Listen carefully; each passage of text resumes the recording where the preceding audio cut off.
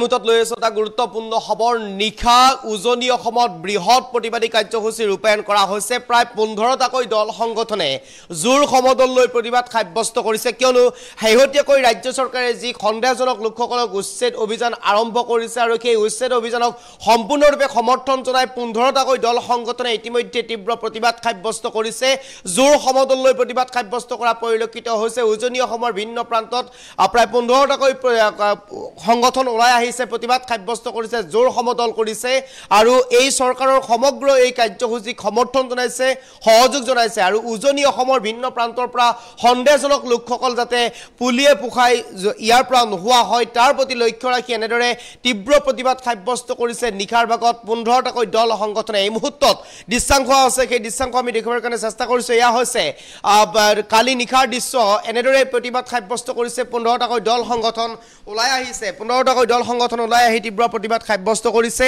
সন্দেহজনক নাগৰিকৰ বিৰুদ্ধে অসম চৰকাৰৰ উচ্ছেদক সম্পূৰ্ণৰূপে সমৰ্থন জনাইছে শিৱসাগৰ 15টাকৈ দল সংগঠনে জাতীয় জনগোষ্ঠীয় সংগঠনসমূহে জোৰ সমদল লৈ তীব্ৰ প্ৰতিবাদ সাব্যস্ত কৰা পৰিলক্ষিত হৈছে আতাসু জাতীয় সংগ্ৰামী সেনা সংগ্ৰামী যুৱ ছাত্ৰ পৰিষদ আহোম জাতীয় গণমঞ্চ গৰিয়ামৰীয়া দেখি জাতীয় পৰিষদ আদি সংগঠনসমূহে চৰকাৰক প্ৰশংসা কৰি উজনিটো তীব্ৰ উচ্ছেদ কৰিবলৈ অনুৰোধ জনাইছে আৰু উজনি ইতিমধ্যে উৰিয়াম ঘাটত উচ্ছেদ অভিযান বৰ্তমানে অব্যাহত আছে উৰিয়াম ঘাটৰ লগতে সমান্তৰালভাৱে উজনি অসমৰ ভিন্ন প্ৰান্তত যেহেতুকে সন্দেহজনক লোকসকল বসতি স্থান হৈ পৰিছে ইটাৰ ভাটাত কাম কৰিবলৈ গৈ তাত তেওঁলোকে বসতি স্থাপন কৰি লৈছে কয়লাৰ খনিত কাম কৰিবলৈ গৈ তেওঁলোকে বসতি স্থাপন কৰি লৈছে আৰু যাৰ বাবে সেই লোকসকলক যাতে অতি শীঘ্ৰেই সেই অঞ্চলৰ পৰা পুলিয়ে পুখাই যাতে উঘালি দিয়ে চৰকাৰে তাৰ প্ৰতি আহ্বান জনাইছে দৃশ্যাংশ আছে প্ৰতিবাদ সাব্যস্ত কৰা সেই দৃশ্যাংশ আছে আমি সেই দৃশ্যাংশ দেখুৱাৰ কাৰণে চেষ্টা কৰিছো প্ৰতিবাদৰ এনেদৰে জোৰ সমদল লৈ তীব্ৰ প্ৰতিবাদ সাব্যস্ত কৰা পৰিলক্ষিত হৈছে শিৱসাগৰতো জোৰ সমদল লৈ প্ৰতিবাদ সাব্যস্ত কৰিছে উজনিৰ পৰা যাতে সন্দেহজনক লোকসকল যাতে তাৰ পৰা আঁতৰি যায় আৰু সন্দেহজনক লোকসকল যাতে তাৰ পৰা আঁতৰি যায় আৰু সেই আঁতৰি যোৱা লোক যিসকল অবৈধভাৱে তাত বসবাস কৰি থকা লোকসকলেও যাতে তাৰ পৰা অতি সোনকালে আঁতৰি যায় অথবা চৰকাৰে তাৰ পৰা যাতে আঁতৰাই পঠায় তাৰ প্ৰতি আহ্বান জনাইছে চৰকাৰক 15টাকৈ দল সংগঠনে আতাসু জাতীয় সংগ্ৰামী সেনা সংগ্ৰামী যুৱ ছাত্ৰ পৰিষদ আহোম জাতীয় গণমঞ্চ গৰিয়ামৰীয়া দেখি জাতীয় পৰিষদকে ভিতৰ কৰি প্ৰায় 15টাকৈ দল সংগঠনে এনেদৰে ওলাই অহা পৰিলক্ষিত হৈছে আৰু আহোম জাতীয় গণমঞ্চ জাতীয় সংগ্ৰামী সেনা আৰু আতাসু সংগ্ৰামী যুৱ ছাত্ৰ পৰিষদ গৰিয়ামৰীয়া দেখি জাতীয় পৰিষদ এনেদৰে খিলঞ্জীয়া যিসকল মুছলমান লোক আছে এই লোকসকলো ওলাই অহা পৰিলক্ষিত হৈছে দল সংগঠনৰ সৈতে একেলগে ওলাই আহি তীব্ৰ প্ৰতিবাদ সাব্যস্ত কৰা পৰিলক্ষিত হৈছে আৰু যাতে সন্দেহজনক লোকসকলে উৰিয়াম ঘাটৰ দৰে উজনি অসমৰ ভিন্ন প্ৰান্তত যাতে তেওঁলোকে নিজৰ বসতি স্থান কৰি ল'ব নোৱাৰে তাৰ প্ৰতি চৰকাৰক আহ্বান জনাইছে অতি শীঘ্ৰে যাতে চৰকাৰে এই লোকসকলকো যাতে সন্দেহজনক লোকসকলক যাতে সেই স্থানৰ পৰা আঁতৰাই পঠিয়াই উজনি অসমৰ ভিন্ন প্ৰান্তৰ পৰা যাতে আঁতৰাই পঠিয়াই তাৰ প্ৰতি আহ্বান জনাইছে সমান্তৰালভাৱে যিসকল লোকক ইতিমধ্যে উচ্ছেদ কৰিছে যিসকল লোকক ইতিমধ্যে সন্দেহজনক লোক হিচাপে উচ্ছেদ কৰি সেই স্থানৰ পৰা তেওঁলোকক উলিয়াই পঠিয়াইছে সেই লোকসকলে যাতে অন্য স্থানলৈ গৈ যাতে পুনৰ আকৌ তেওঁলোকে ঘৰ সাজি ল'ব নোৱাৰে অথবা আকৌ যাতে চৰকাৰী ভূমি দখল কৰিব নোৱাৰে তাৰ প্ৰতিও আহ্বান জনাইছে এনেদৰে এতিয়া তীব্ৰ প্ৰতিবাদ সাব্যস্ত কৰা পৰিলক্ষিত হৈছে উজনি অসমৰ ভিন্ন প্ৰান্তত আৰু আমি দৃশ্যাংশ দেখুৱাইছো এয়া হৈছে উজনি অসমৰ কালি নিশাৰ দৃশ্য শিৱসাগৰৰ দৃশ্য আৰু শিৱসাগৰৰ লগতে ভিন্ন প্ৰান্তত এনেদৰে কালি প্ৰতিবাদ সাব্যস্ত কৰা পৰিলক্ষিত হৈছে 15টাকৈ দল সংগঠন ওলাই আহিছে জাতীয় সংগঠন ওলাই আহি চৰকাৰৰ কৰ্মকাণ্ডক চৰকাৰৰ এই কাৰ্যক উচ্ছেদ কাৰ্যক সম্পূৰ্ণৰূপে সহযোগ কৰিছে সম্পূৰ্ণৰূপে সমৰ্থন জনাইছে সহযোগ সমৰ্থন কৰি এনেদৰে তীব্ৰ প্ৰতিবাদ সাব্যস্ত কৰিছে জোৰ সমদল লৈ প্ৰতিবাদ সাব্যস্ত কৰিছে আৰু যাতে কোনো কাৰণতে এই উচ্ছেদিত সন্দেহজনক লোকসকলে পুনৰবাৰ তেওঁলোকে আন এডোখৰ মাটি তেওঁলোকে যাতে বিচাৰি ল'ব নোৱাৰে আন এডোখৰ মাটিত যাতে তেওঁলোকে গৈ আকৌ বসতি স্থাপন কৰিব নোৱাৰে তাৰ প্ৰতি আহ্বান জনাইছে চৰকাৰক যাতে অতি শীঘ্ৰে তেওঁলোকক উচ্ছেদ কৰি অন্য স্থানলৈ পঠিয়াই দিয়া আছে দৃশ্যাংশ এম্বিয়েন্সত আমি দেখুৱাৰ কাৰণে চেষ্টা কৰি মন্তব্য আছে আমি সমান্তৰালভাৱে মন্তব্য শুনাই যাম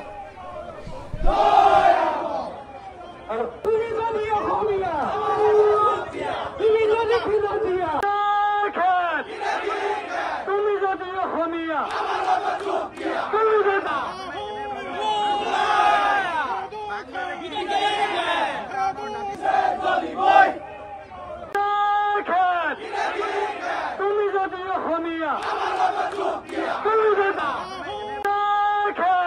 on,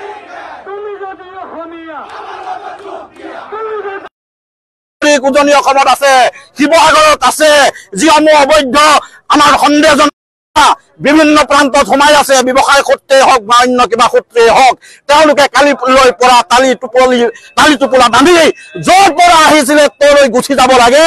ইয়াৰ পিছত কিন্তু আমি কোনো সংগঠন থমকি নৰম।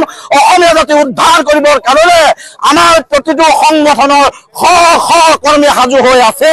গতিকে পুলিচ প্ৰশাসনক আমি আহ্বান জনাইছো, আইনৰ গণ্ডিৰ ভিতৰত থাকি সমূহ বিদেশী নাগৰিকক উজনি অসমৰ পৰা ইয়াৰ পৰা তৎকালীনভাৱে চিনাক্তকৰণ কৰি পঠিয়াই দিয়াৰ ব্যৱস্থা গ্ৰহণ কৰিব লাগে। না শুনক, সেই সময়ত মিয়াসকল উজনি অসমৰ পৰা গৈছিল। সেই সময়ত অসম চৰকাৰে, শিৱসাগৰ জিলাৰ প্ৰশাসনে, উজনি অসমত থকা গোটেই প্ৰশাসন ব্যৱস্থাটোৱে আমাক সহযোগিতা নকৰাৰ ফলত আমি ৰৈ দিবলগীয়া হ'ল। কিন্তু আমাৰ কথা স্পষ্ট, এইবাৰ কোনো কাণ্ডে ৰৈ দিয়া নহ'ব।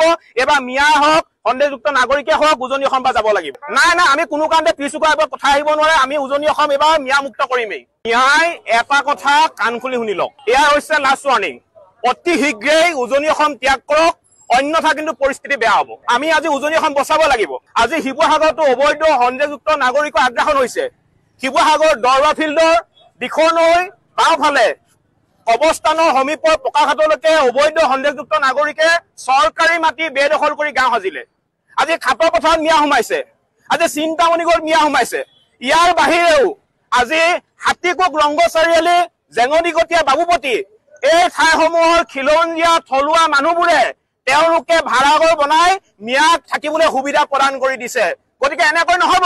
আমি জাতিটো বচাব লাগিব, উজনি অসম আমি বচাব লাগিব। আৰু সেইবাবে অহা কাইলৈৰ পৰা শিৱসাগৰত থকা প্ৰতিটো ইটা ভাটা, প্ৰতিটো লোহাৰ ডেম্বকে আদি কৰি সকলোতে অভিযান চলিব। এটাও মিয়া উজনি অসমত এইবাৰ থাকিব নোৱাৰে, এইটো স্পষ্ট কথা। আৰু এইবাৰ মিয়াক কোনো শক্তিয়ে মিয়াক বচাব নোৱাৰে। হয় মিয়াই উজনি অসমৰ পৰা প্ৰত্যাগমন কৰক, অন্যথা কিন্তু মিয়াক কিন্তু পিতা হ'ব, এইটো একদম স্পষ্ট কথা। আমাৰ কথা এইটোৱে যে এইখন অসমৰ কেৱল মাত্ৰ খিলঞ্জীয়া মানুহৰ প্ৰভুত্ব আৰু আধিপত্য থাকিব লাগিব। ইয়াত মিয়াৰ দপদপনি কোনো কাৰণত আমি সহ্য নকৰো। মিয়াৰ দপদপনি ইয়াত নচলিব।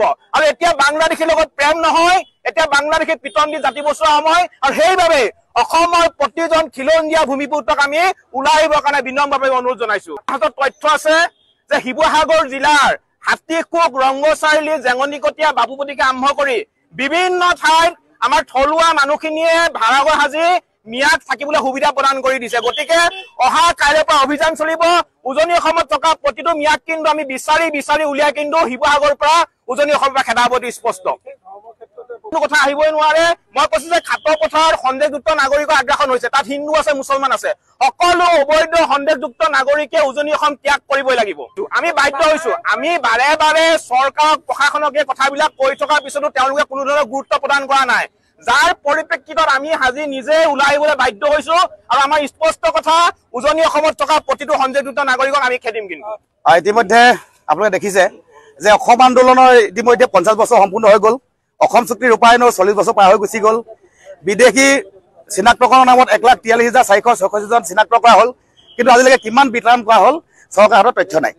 আমি এটা কথা ক'ব বিচাৰিছো যে সদৌ টাইম ছাত্ৰ সন্থাকে ধৰি বিভিন্ন জাতীয় জনগোষ্ঠীয় দল সংগঠনৰ আজি জৌল সমদল কাৰ্যসূচী ৰূপায়ণ কৰিব আহিছে। আমি এটা কথা চৰকাৰক আহ্বান জনাব বিচাৰিছো যে যি অবৈধ বাংলাদেশী বুলি কোৱা হয়, সেইসকলক অতি শীঘ্ৰে ইয়াৰ পৰা বিতৰণ কৰক। অন্যথা আমি সদৌ টাইম ছাত্ৰ সন্থাকে ধৰি বিভিন্ন জাতীয় জনগোষ্ঠীয় দল লগত লৈ পানি আমি ইয়াতকৈ আৰু জংগী আন্দোলন কাৰ্যসূচী ৰূপায়ণ কৰিবলৈ বাধ্য হ'ম। আজি আমি ঐতিহাসিক শিৱসাগৰৰ পৰা শিৱসাগৰ স্থানীয় সকলো দল সংগঠনে একত্ৰিত হৈ অসম চৰকাৰে সাম্প্ৰতিক যি সন্দেহযুক্ত বাংলাদেশী বিদেশীক চৰকাৰী ভূমিৰ পৰা উচ্ছেদ কৰা যি অভিযান গ্ৰহণ কৰিছে, এই অভিযানক আমি পোনপ্ৰথমেই আমি অসম চৰকাৰলৈ ধন্যবাদ জ্ঞাপন কৰিছো আৰু আদৰণি জনাইছো। আৰু এটা অতি সাহসী আৰু শক্তিশালী এক পদক্ষেপ বুলি আমি অভিহিত কৰিছো। ইয়াৰ কাৰণ এটাই যে আপোনালোকে নিশ্চয় জানে যে অসমৰ যি মূল সমস্যা, সেই সমস্যা হৈছে বিদেশীৰ সমস্যা। গতিকে এই বিদেশী সমস্যা সমাধানৰ ক্ষেত্ৰত মাননীয় মুখ্যমন্ত্ৰী ডাঙৰীয়াৰ হস্তক্ষেপত, মাননীয় মুখ্যমন্ত্ৰীৰ নেতৃত্বত যি এক অভিযান চলাইছে, এয়া সঁচাকৈ প্ৰশংসনীয়। আৰু ইয়াৰ লগতে আমি এটা কথা ক'ব বিচাৰিছো যে কেৱল মাত্ৰ নামনি অসমতে এই উচ্ছেদ চলাই থাকিলে নহ'ব। এই উচ্ছেদ সমগ্ৰ অসমতে হ'ব লাগিব আৰু এই উচ্ছেদ অসমৰ উজনি অসমতো হ'ব লাগিব। এই কথাটো আজি আমি সকলো দল সংগঠনে একত্ৰিত হৈ ইয়াত জোৰ লৈ সমদল কৰি অসমৰ ৰাইজক আমি আহ্বান জনাব বিচাৰিছো আৰু অসম চৰকাৰকো আহ্বান জনাইছো যে উজনি অসমতো এই অভিযান হ'ব লাগিব। কাৰণ আমি দেখিবলৈ পাইছো যে উজনি অসমতো সন্দেহযুক্ত নাগৰিকৰ বিচৰণ হৈছে। উজনি অসমৰ মাটিটো বহু বিদেশী বা অন্যান্য লোকে ইয়াত বেদখল কৰিছে। বিশেষকৈ আমি ক'ব বিচাৰিছো যে উজনি অসমৰ বনাঞ্চলসমূহ, উজনি অসমৰ জলাশয়সমূহ, উজনি অসমৰ প্ৰাচীন কীৰ্তিচিহ্নসমূহ, উজনি অসমৰ দেৱোত্তৰ মাটি ভূমি বেদখল হৈ থকা আমি দেখিছো আৰু আমি বাৰে বাৰে এইবিলাক উচ্ছেদৰ কথা আমি কৈ আহিছো। গতিকে আমি মাননীয় মুখ্যমন্ত্ৰীৰ হস্তক্ষেপ বিচাৰিছো, অসম চৰকাৰক অনুৰোধ জনাইছো যে উজনি অসমতো যাতে এই উচ্ছেদ চলে। কিন্তু এটা কথা অতি পৰিতাপৰ কথা, আমি এই কথাটো স্পষ্ট কৰি দিব বিচাৰো যে আমি কোনো মুছলমান বিৰোধী নহয়। আমি অসমৰ থলুৱা খিলঞ্জীয়া অসমীয়া লোকৰ লগত সদায় আছো। অসমীয়া খিলঞ্জীয়াৰ আমি সদায় সুৰক্ষা বিচাৰিছো আৰু এনে ক্ষেত্ৰত কিছু বিধি পথালি দিয়া জাতীয়তাবাদৰ লাগিব। কাৰণ ইতিমধ্যে গোলাঘাটৰ পৰা শদিয়ালৈকে বিভিন্ন জিলাত অবৈধ বিদেশী নাগৰিকে বিভিন্ন স্থানত চৰকাৰী মাটি বেদখল কৰি থকাৰ তথ্য আমাৰ হাতত আহি পৰিছে।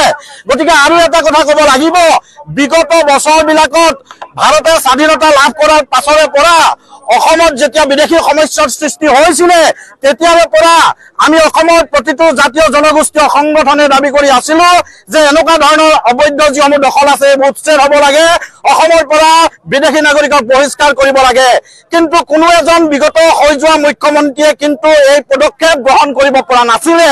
আজি তাৰিখত সেইকাৰণে আমি যি দলৰে নহওক, আমি কোনো ৰাজনৈতিক দলৰ সমৰ্থক নহয়, কিন্তু এটা কথা আমি স্বীকাৰ কৰিব লাগিব যে বৰ্তমানৰ মুখ্যমন্ত্ৰী হিমন্ত বিশ্ব শৰ্মা ডাঙৰীয়াৰ নেতৃত্বত এই অভিযান চলিছে আৰু আমিও এগৰাকী সচেতন খিলঞ্জীয়া নাগৰিক হিচাপে, আমি জাতীয়তাবাদী সংগঠনৰ নাগৰিক হিচাপে, এগৰাকী অতন্দ্ৰ প্ৰহৰী হিচাপে তেখেতক সমৰ্থন জনাবলৈ ৰাজপথলৈ ওলাই আহিছো। আৰু এই উচ্ছেদ অভিযান, এই বিদেশী খেদা অভিযান থমকি ৰলে নহ'ব। যিকোনো অন্যান্য ৰাজনৈতিক পক্ষৰ হেঁচা থাকিলেও বৰ্তমানৰ চৰকাৰখনক আমি দাবী জনাইছো যে এই অভিযান তীব্ৰতৰ হ'ব লাগিব। আৰু প্ৰতিটো সংগঠনৰ পৰা, শিৱসাগৰৰ পৰা আমি আজি হুংকাৰ দিছো, অহাকালিলৈ পৰা যিমান অবৈধ নাগৰিক উজনি অসমত আছে, শিৱসাগৰত আছে, যিসমূহ অবৈধ আমাৰ সন্দেহজনক মিয়া বিভিন্ন প্ৰান্তত সোমাই আছে, ব্যৱসায় সূত্ৰে হওক বা অন্য কিবা সূত্ৰে হওক, তেওঁলোকে কালিলৈ পৰা টালি টোপোলা বান্ধি য'ৰ পৰা আহিছিলে তেওঁলৈ গুচি যাব লাগে। ইয়াৰ পিছত কিন্তু আমি কোনো সংগঠন থমকি নৰম। অসমীয়া জাতি উদ্ধাৰ কৰিবৰ কাৰণে আমাৰ প্ৰতিটো সংগঠনৰ শ শ কৰ্মী সাজু হৈ আছে। গতিকে পুলিচ প্ৰশাসনক আমি আহ্বান জনাইছো, আইনৰ গণ্ডিৰ ভিতৰত থাকি সমূহ বিদেশী নাগৰিকক উজনি অসমৰ পৰা ইয়াৰ পৰা তৎকালীনভাৱে চিনাক্তকৰণ কৰি পঠিয়াই দিয়াৰ ব্যৱস্থা গ্ৰহণ কৰিব লাগে। না শুনক,